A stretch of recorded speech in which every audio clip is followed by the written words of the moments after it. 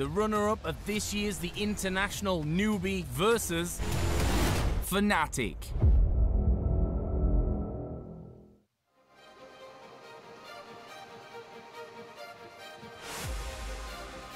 A very warm welcome back to ESL One Hamburg, powered and presented to you by Intel. It is almost time for our first match of the day. It is a best of one, so anything can happen in these, and the draft is just around the corner. Good news, I've got two experts on the panel to help us guide us through what could be a very tricky draft for both teams. Alan, I'm kind of looking forward to this in a sort of sadistic kind of way. I like best of ones. I know that's not very meta of me, it's not very cool, and Cinnamon probably now hates me with daggers in my eyes, but yeah, from an entertainment point of view, it's pretty cool. See, now you're reminding me of Gods. he loves carnage. He just wants, and it is. It's exactly what it is. Yeah. What are you expecting here? Because there is the potential for a few funky picks around this draft, isn't it? Absolutely. No, I want to see if fnatic is going to have the courage to run their Tiny IO in a best of one. They are 5-1 with it. They've looked. I mean, Excalibur, I believe, had a 24-0-11 game against Execration with that combo. DJ plays a very, very fine Wisp. I'd love to see a DJ Chen if they're going to go in a different direction from that. Okay. Sin? I'm mainly just thinking about, the main thing I'm curious about is whether Newbee are going to adjust from what we saw from them in the last tournament. Like, how are they going to, did they feel like the problem was the same as in the TI finals, or was it a different underlying problem? Is it something completely different? Like, maybe it's not so much the draft, but their shot calling in game, stuff like that.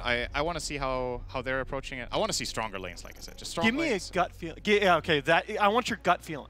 Of what Newbee are going to do? Of what should the adjustment be? The adjustment should be better lanes. I think it's okay for them to sacrifice a bit on their team fight, because most of the time they have like team fight in spades. They almost have too much of it.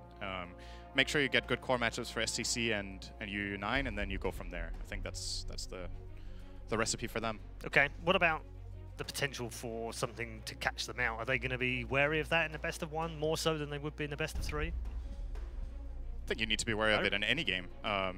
In this patch, I feel like this patch more than anything, maybe in all of Dota 2 history, has the potential for the biggest outdrafts based on individual picks.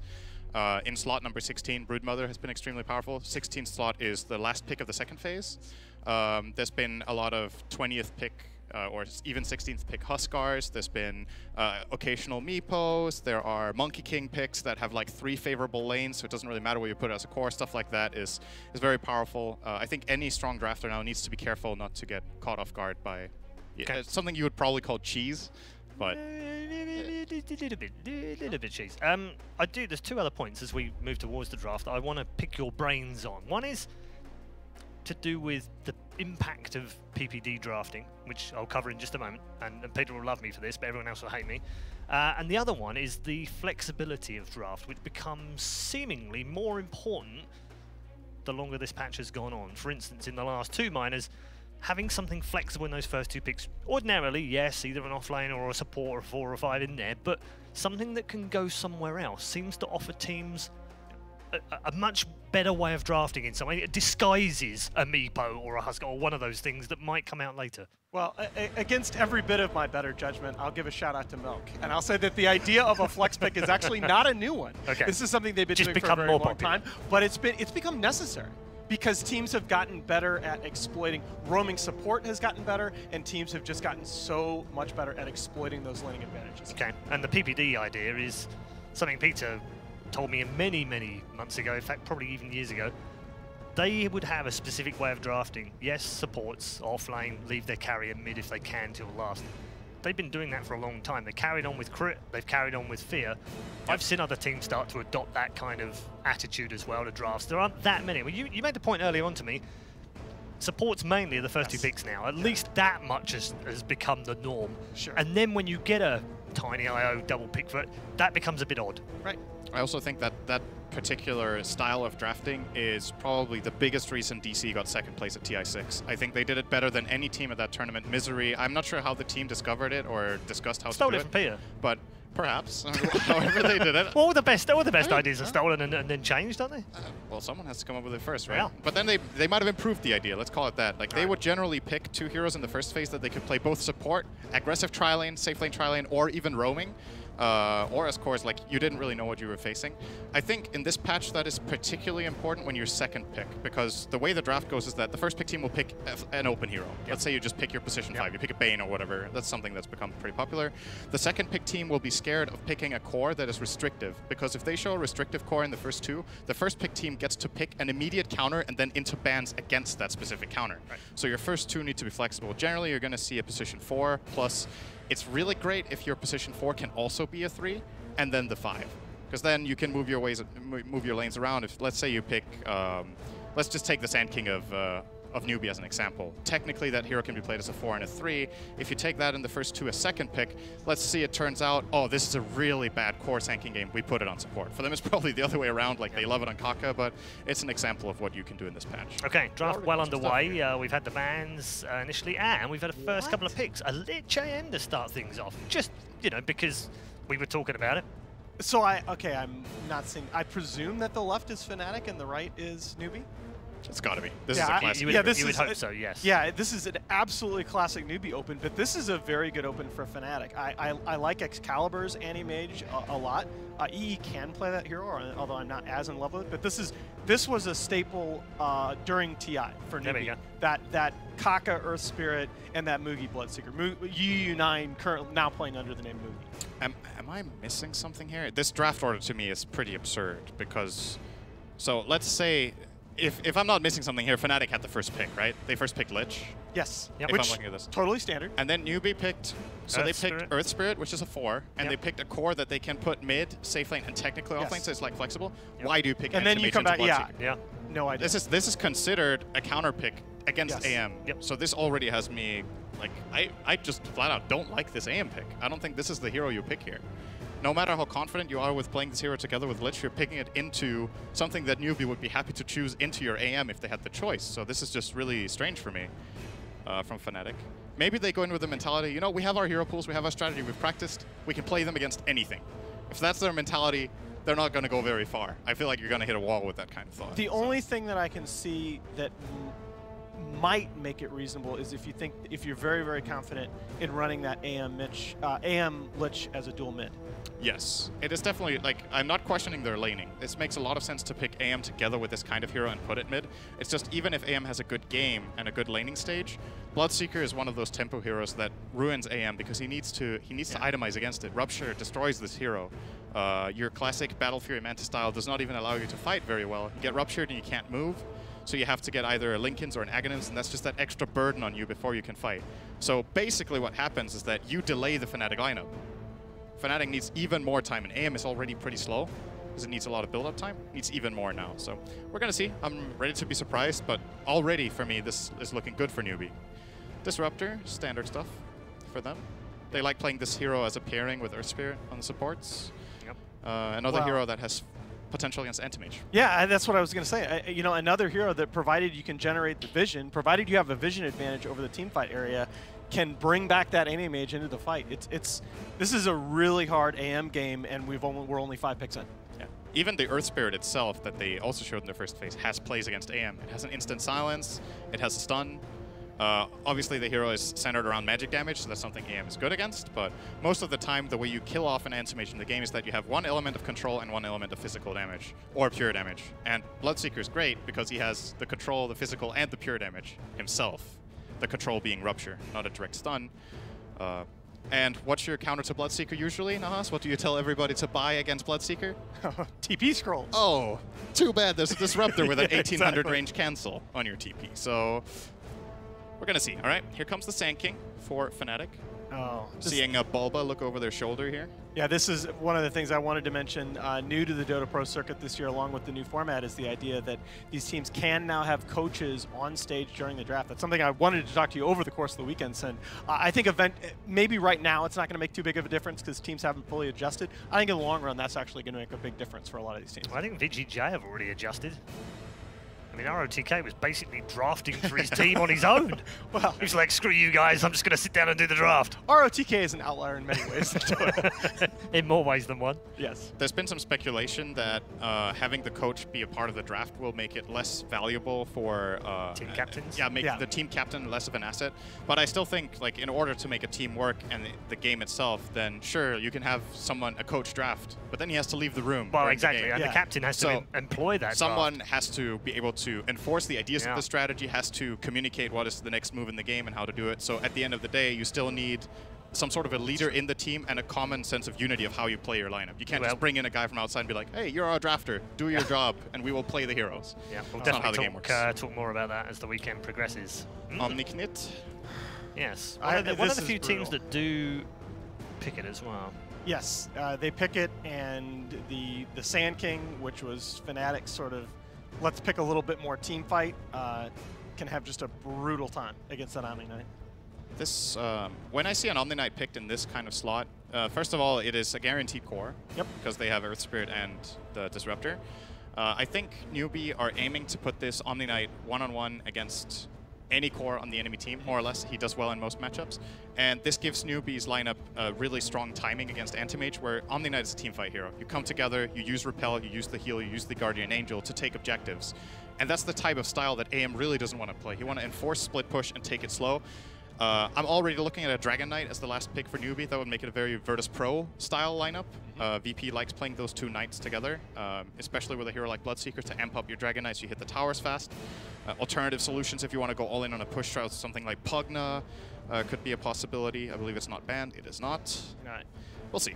And when you talk about the core matchups, you used to, at least in this situation, you used to be able to put the Sand King against the Omni Knight, and he at least had to play maybe a little bit careful because of the Caustic, but low-level Caustic now sucks. It's been nerfed. So I just don't see what Fnatic are going to do during this laning phase. I think this Omni Knight is totally fine just parking against Darkseer. Like, yeah, maybe exactly. It's a slightly Darkseer favored lane maybe. He's going to push out the lane a bit faster and maybe get a side camp here or there, but essentially Omni Knight's going to get free levels, and that's what the hero really wants as a core. You want to hit that level 7, 8, 9, and then you want to start grouping up. No, it's not just about, I mean, it's not just about winning the lane, it's does that hero get what he needs out of the lane, okay? Yes. Darkseer wins that lane, but both heroes are generally going to get what they need. Omni needs way less to contribute to the team, especially in this lineup. Yep, I agree with that. But I like Fnatic's adjustment. It looks like they've understood, okay, we need a hero that can split push and team fight. Like, we need to be able to enable the anti-mage style by forcing other lanes out, so Darkseer can do that. And then if Newbee forces us to fight, the hero needs to also be able to bring something to the table. So Ion Shell and the Vacuum Wall combo, together with their Sand King and Lich, like, this Fnatic lineup in isolation looks really good. It has good synergy with itself. It looks good. I still just don't particularly like it against Newbee, but they took the right adjustment here with the Darkseer. Yeah, I can't get away from what you were saying at the very beginning of the draft, that they've given Newbee a bunch of comfort Newbee heroes, and they've picked heroes that are bad against the other team's comfort heroes. It's very tough. Now, you look at Fnatic, are we looking at basically a 4+1, where they're going to pick something where they have a 4-hero team fight combo and the anti-mage split pushes here? That could be a solution. The issue that Fnatic has here is, by virtue of being first pick now, Newbee has the last choice. Right. So whatever core you pick now, if it's, let's say you pick a 4th teamfight hero to go with the other 3, Newbee can pick a core that has a good lane matchup. This is the power of last pick. And there comes the Venomancer. So options for Newbee, I think SC on a Shadow Fiend this game could be really, really strong. Fast tempo hero with Omni Knight, good against Venomancer wards. The Dragon Knight is still a possibility. They could go for the SC Sniper, great hero against Venomancer as well and can push. Strong hero with Blood Rage. It's a VP classic, actually, from a while back. Yeah. Those are 3 heroes that I would all like to see on Newbee. They might go for something completely different. I'd like to see them pick something with a little bit more scaling potential here, maybe for SCCC, because that's the one big glaring weakness I see in this Newbee lineup, is that if they get taken super late, they can be weak in spite of the Bloodseeker counter to the AM. We've seen SCCC have the all-time highest GPM on Morphling at TI, but it's going to be Death Prophet, so that's they are going to pick team fight. Another commitment to the team fight. It's another solution. It's a similar logic to the Dragon Knight. You know, you group up, you use that ultimate, you push the towers, and you have Omni Knight as the backbone. It also has a pretty good lane matchup overall. And he farms so well in this hero. He's one of the better farming Death Prophets we've ever seen in Dota, along with Arteezy. It's good. I'm with Newbee on this one, I think, still. I like Fnatic's adjustments. I just think that second pick AM made the game plan for them. Like, it forced them to draft very specific heroes around it and gave Newbee more information. So. Yeah, were you surprised by that? Such an early pick, isn't it? I'm surprised by this whole draft by Fnatic. I think that at the end of the day they have a decent 5-hero lineup in a vacuum, no pun intended, but I don't think it's very good against what Newbee has. No pun intended. Sorry. You know, nerf the cooldown again, Ice Frog. There you go. No, I think this is about 75-25 in favor of Newbee. Really? Yeah. Okay. Just strictly from draft, I think I would probably agree more or less with those numbers. Maybe a bit less. Maybe it's like 65-35. But I also think Newbee is a better team. So right, when and you factor that in, is this more team-orientated decision or more draft-orientated decision? Because they did make the correction, Fnatic, through that draft. They did. To a degree. Yeah, I'm not. That's a hard question to answer. Yeah. It's like how big of a part of their loss, if they do lose like we think they will be because of draft and because of the skill of the team. Okay, hold on. I'm just going to check your contract. All right. Syndron, analyst. Yeah, no, sorry. That's something you have to answer those questions. Okay. Yeah, sorry, buddy. 12%. The new meme, everyone, is 12%. Who knew? It's not 17%. Oh, or 17, 12%. indeed. 12%. Why for you? Why is such 75-25, you said? Why? I think, look, 80-20 is about the most massive outdraft you're going to see. I think the better team has a better draft. Simple as that. All right, good place to leave it. These two have made their minds up. Have you made your minds up at home? Let's find out as we head into game number 1.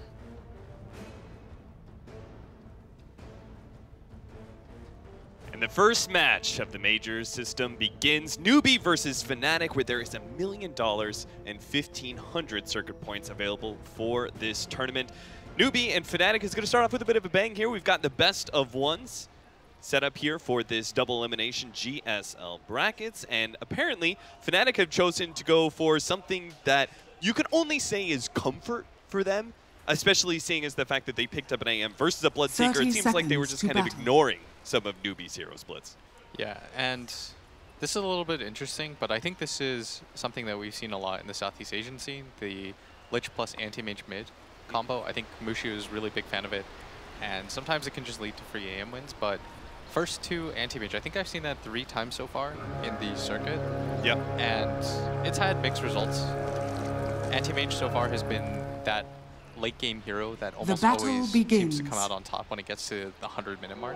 We've seen a loss with the game with EG, of course.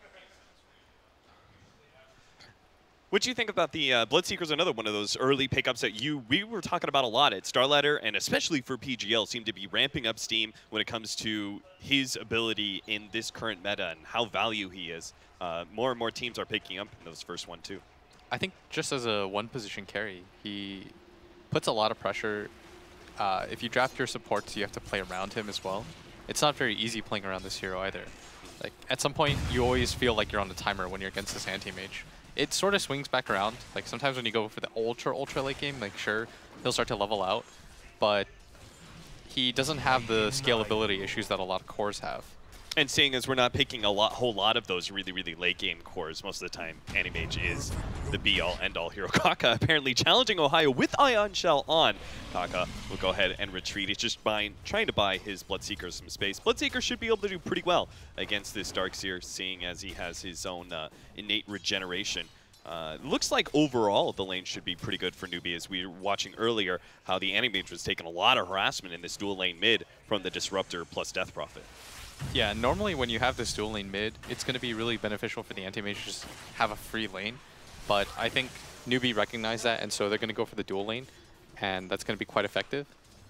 But eventually Ice Armor will make this a little bit more difficult for Newbee to keep up that level of harassment. But you can see right now, while they're still sitting at level 1 and don't have the big sacrifice and higher levels of armor going, and Anti-Mage is not really feeling the CS so far. He's actually being pushed out of lane repeatedly. Yeah. And that's the benefit of having heroes like Bloodseeker in your safe lane, so that you don't have to get a lot of help from your ranged support. You don't need a 5 position there to help you. He can challenge the Darkseer 1v1. Regen-wise, he's not going to run into any issues. So Kaka can do things like this. When Ohio goes ahead, disappears, Kaka can freely go and contest that off-lane bounty run. That's why I would have liked to see the Sand King make his way down there and kind of harass a little bit more. Is valuing his farm a little bit more, DJ. Level 2 only on the Sand King. But they can't really do anything to that top lane. It's an Omni Knight, and in mid, Faith is going to get jumped on, but just trying to burn through the mana of the Disruptor. Make sure he can't throw any more of those harassment from the Thunderstrike. KP, as you said, like, doesn't really seem like a lane that Sand King's going to be able to do a whole lot against, with the Omni Knight being pretty self-sufficient and able to challenge most other melee supports pretty well. Yeah, and for the most part, that's why we need the Sand King to do something, is he's walking around, hasn't really had too much impact yet, is trying to find his place in the game, hasn't opted a jungle or anything like that. But for both safe laners... And look at Moogie, man. He is loving the fact that Animage is constantly at half HP. He's just running Ohio down right now. Ohio is going to have to blow through his surge here at the last second. Prompts Moogie to take a little tower damage, but he's not going to care. He's just going to go right back to CS and get back to full HP, while Ohio has to take that long walk of shame. And the Darkseer not having an easy time against the melee.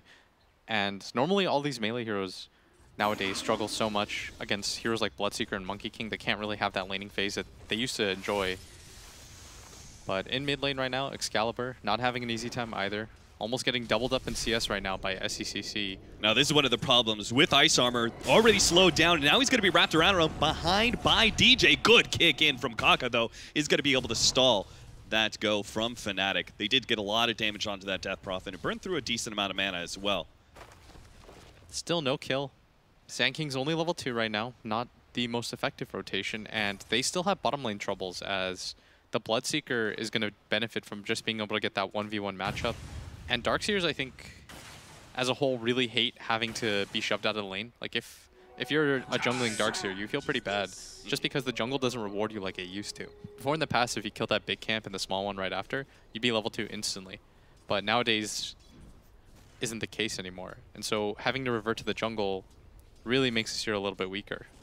Since we are seeing a little bit of a slow laning phase here, not a whole lot of kills happening, I want to talk to you a little bit about the overall strategy here, especially from fnatic. What is their idea behind grabbing this AM early, and as well as the Darkseer? It feels like heroes that aren't really going to be able to keep up with the tempo that Newbee is bringing with their fast team fight. I'm not sure, because normally you do it, you get Lich AM, you put a lot of pressure on the enemy team. They have to try to figure out a way to beat the AM. Bloodseeker is a pretty good response. But I think when it comes to, like, there's a certain mid game as in mid. Kick, Kaka. Oh, nice glimpse back. What a beauty from Faith. And they're going to leave SCC to be able to pick up the first blood. And Kaka is just going to go ahead and run down Pylai as well, get whatever extra damage he can on top of killing the carry mid. That was very well done by Newbee. And they're punishing this anti-mage pick early on. There is a time period which is a little bit awkward, Cap, where the anti-mage will get a Battle Fury at a pretty reasonable time as DJ. He's got no mana and very low HP. If he takes a little bit more damage, Moogie will start getting vision of him. It'll be all the harder to be able to juke that one out, but Frost Armor is going to be here to save the day. Top lane is pretty much the only lane that's going to go well for fnatic, it seems, with Eternal Levy being given a 1v1 as a Venomancer. You're always going to be happy with that. And it seems like he's really trying to push the pressure here on this top line by maxing out wards rather than getting in the levels of Gale. Yeah. Oh, something I neglected to mention as well is that Anti-Mage is one of the preferred counters to core Venomancer. Yeah. And so that might have also been the reasoning is, okay, there's a decent chance that Newbee will take first 2 Veno here, and so we'll counteract that by opening up with the Anti-Mage, which then makes it more difficult for them to just straight up Veno. And in this case, the last pick, Venomancer is a great hero to be able to stall out the game, right? Yeah. As he's really good at being able to both shove lanes as well as turtle against bushes. But so far, Newbee off to a very good start. 1-0 is the lead. Kind of a slower game than we anticipate. And that's often what we see when you have these kinds of heroes, like Lich in the game, where it's going to slow things down. And when you have an offlaner that's an Omni Knight, it's a little bit more difficult to gank for this hero, and it's hard to gank him. So you're not going to see a lot of action because we have very defensive heroes. But as we say that, Ohio Rupture, the kick is there to be able to stop the TP, so Ohio is going to be left for dead here. DJ backs up to his shrine and leaves Ohio to his Faith. Faith, speaking of which, was trying to actually get a glimpse there. Unable to do so.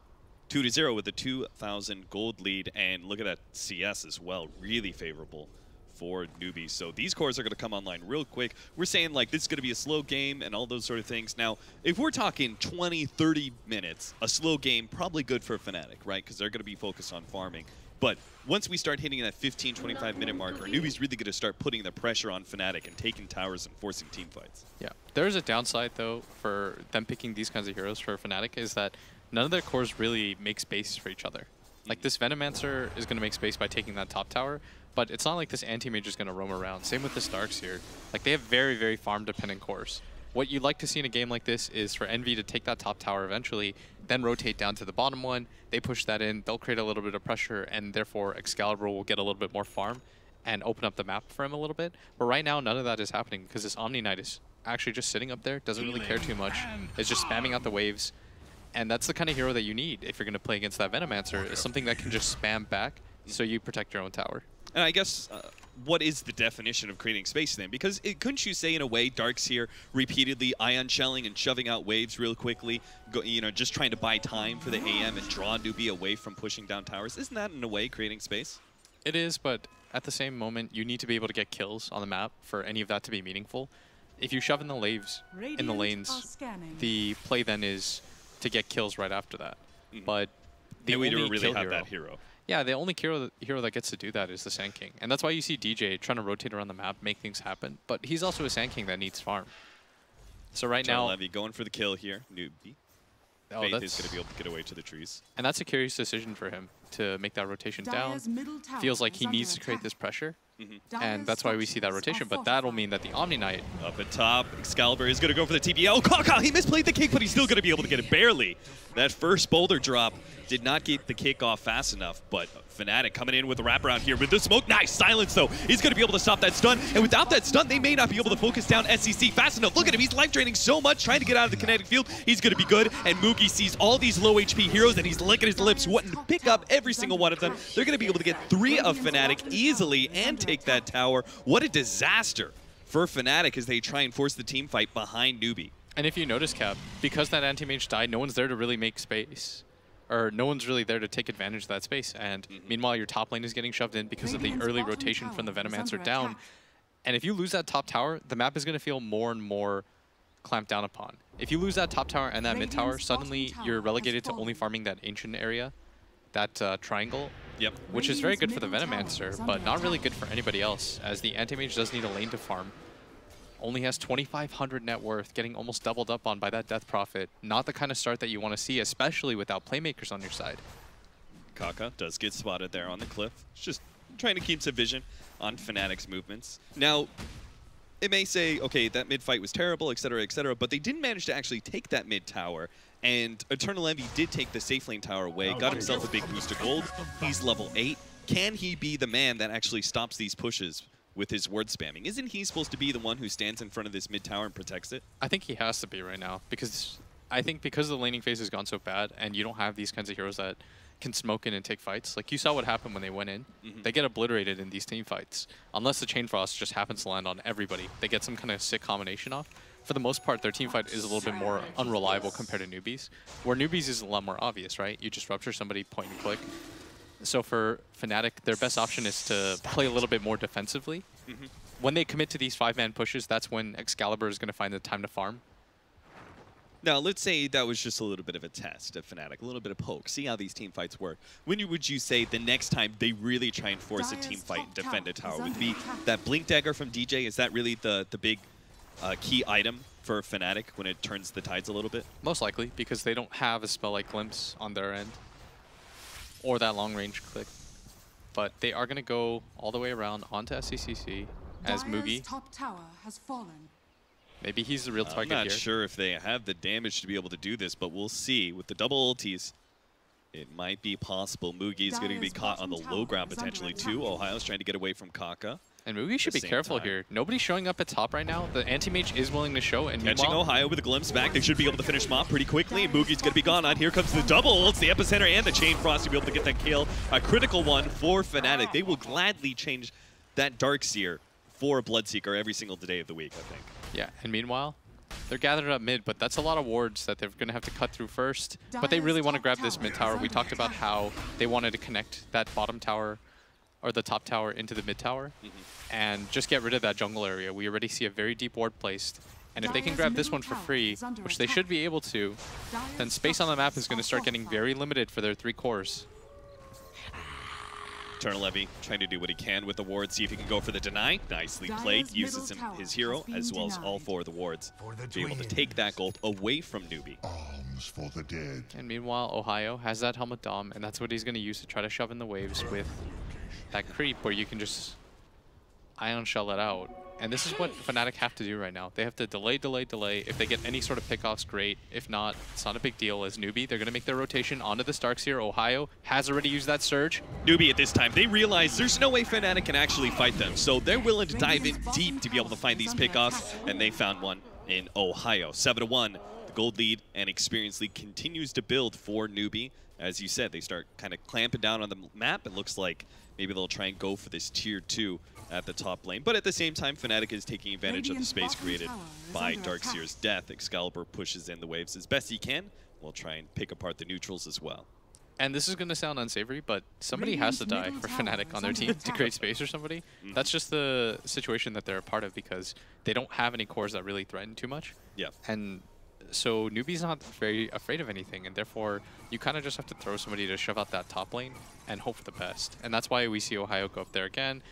And I would really like to see KP sit at bottom because he's their unkillable core. He should be the hero that just sits at that tower, and if he gets gone on, he's an Omni Knight. It takes a lot to kill him. Yep. And if he doesn't happen to die, then fnatic get repelled back, and you have to commit Excalibur for that kill. And that's why we're going to see exactly just that happen, is they rotate KP down there because he's the one hero that shouldn't be able to die, or it's very difficult to kill him. And they can still hang around this top area because it would take a 3-man rotation minimum to kill SCCC. And this is how you divide the map a lot better. Similarly, they are trying to do the same with the Darkseer with his Helmet Dominator, kind of being the unkillable hero pushed forward, but they are going to get Eternal Envy here. Ohio is going to try and run down Kaka, does manage to get the double kick there, nicely played out. Ohio goes for the Rupture TP out, but unfortunately is going to be caught by Cliff. What a beautiful Chain Frost. Is going to be able to bounce back to Fate to finish him off. Ohio is just on a sliver of HP, but couldn't step ahead of SCC's blast. Mugi, maybe he's going to be caught. DG tried to go for the body block, but Mugi managed to juke him up north. Looks to be able to get away from the Burrow Strike. DJ's not going to be able to pursue because of the silence. And fnatic are going to have to give up on that. But still, they managed to make a trade, 1 for 2. Even if it was just 2 supports, that's still just time where we're delaying out the game and giving Excalibur more space to farm. Yeah, and once he gets his Battle Fury, he is going to outfarm this Bloodseeker just by virtue of being able to get all the camps. And then at some point, Excalibur will build items like the Lincolns and the Aghanim Scepter, and he's going to be much less susceptible towards death. Because if you look at the hard reliable stun on the side of Newbee, it's very limited. Silence, of course, not being very good against him either because he'll have Manta. He's going to have to build a little bit more defensively than I think he'd like in a game like this, as Eternal Envy up at top. Love that aggressive ward right by the tier 2. Is going to be able to get the pick off on Eternal Envy. Thanks to the glimpse from Faith, 9-3 now. There was Death Prophet popping the Exorcism, and the creep wave is actually pushed away, so there's not going to be an easy way to get damage on the tier 2, unfortunately, for Newbee. Yeah, and that's what we were talking about. One of these 2 cores has to create space for this anti-mage. They've got to take that risk, but Newbee with very aggressive wards in that top area. Ohio sneaking through during nighttime is able to get through that tier 1, tier 2 area to be able to get a nice aggressive ward down. He's so close to that Blink Dagger too, and that could really change things by quite a bit. Kicking back, Pylai die, Kaka not feeling comfortable with where he's at, not knowing where DJ is. Ohio is trying to make that space. Throws the Ion Shell on the Centaur and pushes it forward. Is under attack. And EE once again going to TP top, try to shove out that wave as Mugi. The roll in, plus the silence. Kaka barely able to get it out there in time. They get a lot of damage out from KP, but is it going to be enough? A blink is coming up. Excalibur goes for the TP out. They get a little bit more damage over time, and they barely get him before the TP completes. One final swing of the hammer, and KP is able to pick up the kill. The benefit of having that Bloodseeker on your team with that Thirst. No way he was going to get out of that. I was pretty surprised. I didn't think the 2 of them could get that kill. Yeah. But they're just losing more and more cores because of their inability to take these fights. And so somebody has to be caught here. DJ's going to be able to get the stun. Look at the Centaur follow this up with the Epicenter. They're going to blow him apart. The heal comes in just in time. KP makes the heal save and turn him now with the repel. They're going to throw down the silence. DJ's going to be forced to reveal himself and will die to Mugi here. Clutch save there from KP as fnatic try one of their first aggressive maneuvers going for another pickoff, but it fails miserably. And they do a very good job allowing that Omni Knight to get in there first. And that's a very tanky Bloodseeker. He has 1600 HP. You're not killing him very easily even with that time.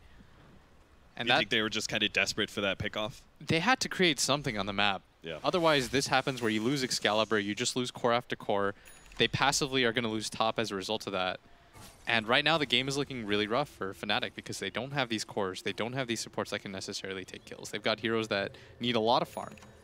And so you kind of just have to draw out the game, wait for stuff to happen. But that does mean that Newbee, they're going to look very good in this early mid game because they have all the space in the world to create these plays. KP can just sit behind somebody while the other three heroes on his team walk around the map getting kills. Kaka taking the farm to get some extra farm in mid lane since Death Prophet had to go back to base. He's closing in on Octarine, by the way. Oh, an aggressive force staff from Kaka as the initiation gets the silence off on DJ to prevent the Sand King from going on him, and he is getting a lot of damage over time with his ultimate. fnatic are going to be forced back here. Kaka, oh, there it is. SCC managed to get the Gold Scepter. DJ is going to be able to get away with the Burrow Strike. Didn't manage to get the kick there in time. And Ohio is going to have to take some Spirit Siphon damage, but should be okay, or maybe not. It's actually a little bit too much damage. He's going to have to take a second one and kick it on range to be able to take it off of him. Newbee may just be able to find more heroes. Moogie was wrapping around behind that tier 2 tower. They've got heroes quite low. Pylai Dai, he's trying to lead Newbee away from that tier 2, but he is completely getting potentially sandwiched in. We'll see SCC try and chase him down. No one's really TPing to the tier 1, so this is actually just a lot of space that Pylai Dai is making.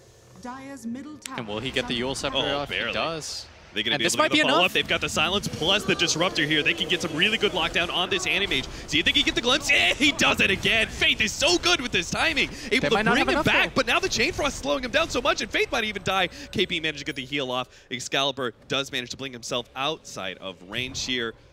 No follow-up glimpse. They had to use it to stop that blink. That was a really good attempt there, really good play from Faith.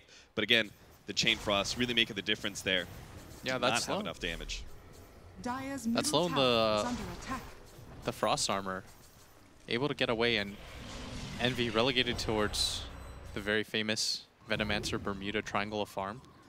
As that bottom lane, going to get shoved out by DJ. But they want to make this move aggressively on him, unable to do so, and Kaka now going to reveal himself, and both supports showing. That should kind of mean that the Lich, unfortunately, has to shove in that top lane really aggressively. Normally, you'd like to see a core do that. Yeah. But it's something.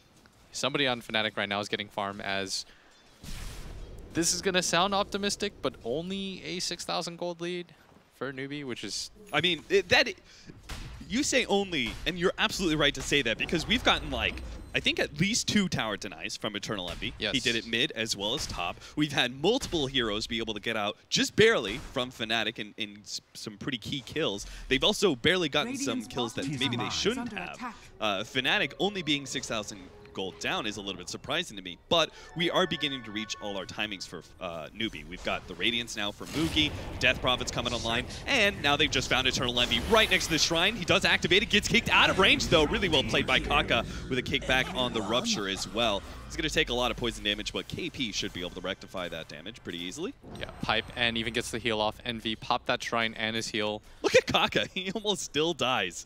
In fact, he does. Oh, no. Just the last bit of Poison Sting damage is enough to finish him off. Not even Purification, and the pipe was able to save him. That's pretty worth 474 gold. That was Envy's plan all along, was to die and give him a little bit more gold so he could take it all the way back. But with all these towers taken, what I'd really like to see is for them to go for the Roshan.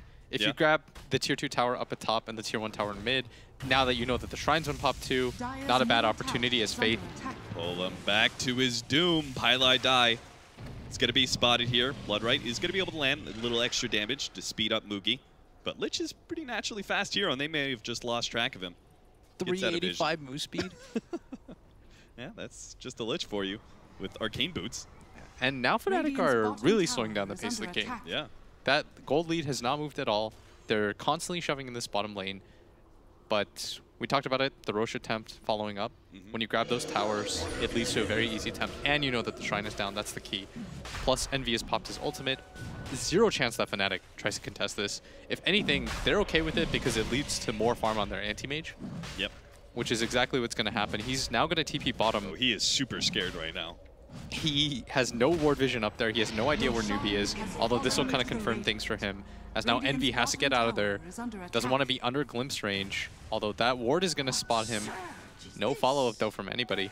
It seems like we talked about the Blink Dagger on Sand King as a potential turnaround point for fnatic to be able to get maybe one good fight in, one good initiation. But they haven't even done that. They've been using this Blink Dagger purely to push in bottom. Sand King is turning into yet another split-pushing core for fnatic, and they've got a Blink Dagger now. And Venomancer seems like a very clear course of action that fnatic is going to be employing pretty much all game long. Aggressively push in, use Blinks to try and get out of the ganks that Newbee set up. Yeah, and it's got to be the Sand King, because instead of using his mobility for initiation, he's got to use it to shove in the waves, because he's the hero that they can kind of risk. So use the Sand King to push in that bottom wave, then somebody from Newbee goes to deal with it, and hopefully your anti-mage sees a hero that can kill him, and he just goes and farms. And this time around... Setup. I mean, they've been doing it over and over and over again with the Sand King, right? They set a pattern. You said it's so important, like, when you set a pattern, the enemy team's going to get kind of used to it, and then you switch things up on them. And that's kind of what fnatic tried to do here. They moved the Sand King up to top lane, tried to go for some sort of smoke gank to catch one hero that would push out top lane, but unfortunately don't manage to get it. Instead, it's going to be Newbee, who may be able to get the initiation here. Ohio is going to be silenced ahead of the vacuum. He should be the one death here. fnatic actually going to fight this one. Epicenter in with the 3-man Bro Strike. Now the turnaround. If they can actually get the silence on top of the Disruptor, stops all that. Static Storm is going to be able to finish off both DJ as well as Ohio. And now Pylai Die is going to die as well. fnatic, they thought they could turn and fight just like they attempted at bottom lane when they went for that Bloodseeker. It all gets turned around on by an Omni Knight and a Disruptor. Well, you were probably supposed to win that fight. They had a 4-man stun Epi into Chain Frost that went the full duration, and they still couldn't get a single kill. That is the power of the Omni Knight, who has that pipe. We're going to see the replay right here. What a beautiful stun. But KP's able to get off quite a bit there. So the Chain Frost isn't able to finish off anybody. And on top of that, we're not using any of our core. We're not using any of our damage dealers from fnatic. We're not using the Venomancer to be able to fight in these engagements. And Animage, I mean, he should be the one still split pushing and farming. I'm not expecting him to be there, but he could at least be there maybe towards the end of the engagement, throw down an ultimate to clean up some heroes, and definitely Eternal Envy. If we're fighting at all, we got to be using our Venomancer, They probably needed their Venom, but if their aim goes there, that's a 4th body that hits level. Like, there's 0 chance that his presence in the game right now determines the way that the team fight swings. Like, without a Manta style minimum, this hero just doesn't want to show to fights. And he probably needs more than that. This is the bare minimum right now. The benefit, though, is that we did talk about it. Once AM gets his Battle Fury, he is going to outfarm this Bloodseeker. It's just the way that the hero matchup works. Yep. But it's not the same in a game like this where there's so many different counters to him. He still just has to be super careful of the Disruptor. Like, you know, you always feel like the Manta is one of those big items like, oh, great, now he can deal with silences and stuff. But he still has some big lockdown spells from Newbee that are going to cause him problems. He's online, though. He can Manta dodge the glimpse. 16-4, 8,000 gold lead. Newbee just going to try and bring down this tier 2 without committing any ultimates. Yeah, I think right now, Newbee... Think they pressure high ground to force fnatic back? Yeah, you saw Vegas for a minute 29. I think you go for it. Plus this Blood Rage DP, he's going to hit this tower pretty hard. The Frost Armor is going to be able to prevent a lot of that physical damage, but it's still Blood Rage, and it's still Exorcism. So Newbee, they're going to force fnatic into action here. They're going to tell fnatic right now, you guys better do something. But Anti-Mage right now cutting mid-wave. He's going to grab that tower. Still not interested in fighting. This is a really awkward spot where AM isn't quite strong enough to fight, but he might just have to. If you want to force a fight, take an objective. Giving up the tier 3, but fnatic don't want to be losing a Rax this early. DJ thinking about going into the setup. It's going to be Eternal Envy jumping first. The vacuum back, but doesn't really catch any other members of Newbee, and they're already going to be able to get the kill on the Venomancer. No ultimate pop, so he has to go for the buyback play. Burst Spirit. Good use of his ultimate to be able to zone back the rest of fnatic and keep those Blink Daggers on cooldown, preventing any follow-up there, and gets a clean retreat as a result. And that was pretty massive because they forced all 3 shines to be used as well, and they're going to grab this top area one by the Roche pit. And for Newbee, if I'm them, you might make the call to go again with no shrines available, or you push out this mid wave, push out that bottom wave, reset the map a little bit, and go for the Roshan, which is probably the smarter play overall. Boy, we need that Aghanim Scepter for this Venomancer. We need a big, big team fight ult to stop Newbee from running you over. But does that really change too much? Like, there's still a pipe on the side of Newbee. This DP now has an Octarine core. She's got a hood of her own, as they are starting to back up a little bit. 3 heroes on Newbee. They might actually be doing a fake, trying to find this anti-mage in their jungle. This is such a smart play if they can nab him. They're going to spot him. Eul Scepter set up with the kick to be able to lock him down. Making sure they can still grab him. Excalibur's actually going to jump on Fate to make sure that he doesn't actually get a full Static Storm off, and Excalibur will manage to get out. Oh no, never mind. SCC, they actually boxed him in here. Managed to get the Eul Scepter into the stun once again. Godlike spree for SCC. Really well played by Newbee. You said it. They're kind of faking out that they're pushing in mid, while the rest of the team goes for that smoke gank on the anti-mage. I was really confused for a second. I was like, why is Newbee still in mid? They don't have that DP ulti. What are they going for? And what they were going for is that feint. They were like, that anti-mage is 100% in our jungle, guys. He had just cut that mid wave. Let's go find him in our jungle. That is such an intelligent play. And now with the AM dead, he had just bought his Manta, so I think Newbee are relatively certain that he might not have buyback. That's not it's so weird, relatively certain. He might not. There's a lot of maybes in Dota. Yeah. But, we have some sneaky Fnatic plays going on. You see mid right now, both Sand King as well as the Darkseer, who stole the Catapult, which had an Ion Shell. They've been cutting the creep wave this whole entire time. So Newbee couldn't actually take advantage of that death timer. And this is the way Fnatic are hoping to be able to draw out the game even further. Even when their AM gets picked off, they're just going to try and cut the legs out underneath every single one of these pushes from Newbee by taking the creep waves before they can actually get to the base. Yeah. Still, for Newbee, right now the game plan remains very similar, is just to wait for the next Roshan. And that's going to be do or die time for Fnatic, because I think what ends up happening then is if Newbee grabs the next Roshan, they grab Aegis on their Bloodseeker, Cheese on the DP, nobody's going to get bursted down. And they're just going to march down that mid, and for Fnatic, the team fight becomes very awkward. So decision-making time comes to, do we take that Roshan fight without our Venom wards and just pray to God something crazy happens, or do we try to place down a lot of wards, force them into a sloppy fight where hopefully we have shrines up again by that time?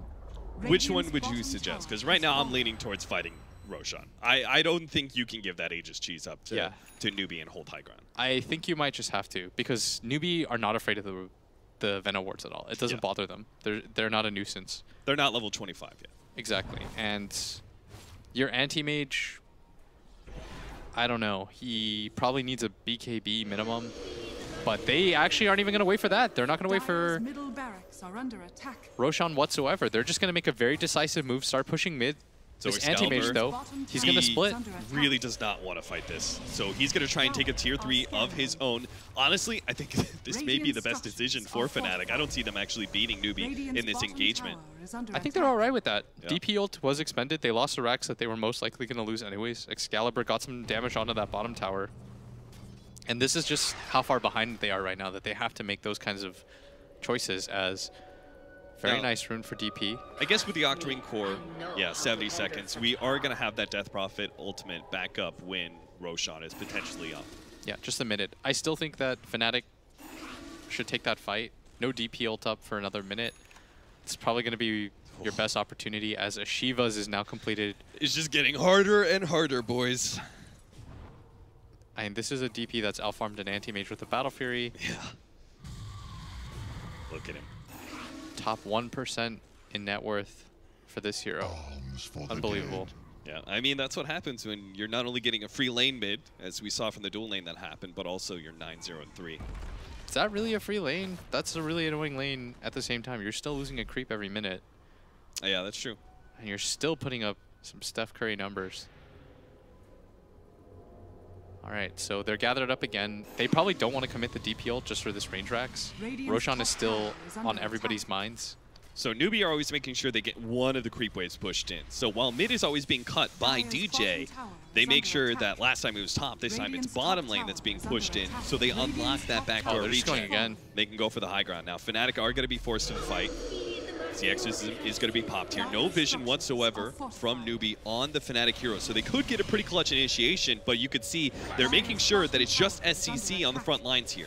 Yeah, they think they're so far ahead right now that they don't need Oh, this. Eternal Envy just blindly jumps in the back line, does manage to clip a couple heroes with his ultimate. SCC already managed to get the Yule Scepter off. What, with ultimate being blown out from Excalibur with a BKB, but he can't turn and fight Moogie whatsoever. It's too much physical damage, and Eternal Envy, he's going to feel that same physical damage on him as well, being run down. Moogie tries to go for more. Ohio's going to get glimpsed back. That's going to be the extra hero. All 3 cores of fnatic are down for a minute apiece with no buyback. fnatic call it. Their first best of 1 for the ESL One Hamburg tournament is over. Get knocked out in 32 minutes by Newbee. That was really one-sided, and that might even be understating it. I don't think they grabbed a kill in the last like 8 minutes. They weren't even ready to really take a team fight at any point as Newbee just runs them over, and they were so confident that they were that far ahead. Oftentimes, you'll see pretty much every team, regardless of region, they'll go for that second Roshan Aegis and the cheese to secure that push. They had all the space in the world to go for that, and they still weren't willing to do it because they're like, guys, we just won. Like, who cares? Yeah, they were so massively far ahead, and honestly, it all goes back to the draft, right? I mean, our panel was pretty certain that Newbee had quite a big advantage just based off of the draft, and we saw it played out in game as well. Blitz, do you agree? It's just like an auto loss pretty much for a fnatic. Yeah, my boy Cinderin with the calls. He knew it was coming. Good work, Cinderin. Good work, Nahaz. You too, Paul. We're going to take a short break, and we'll be back with more ESL One Hamburg.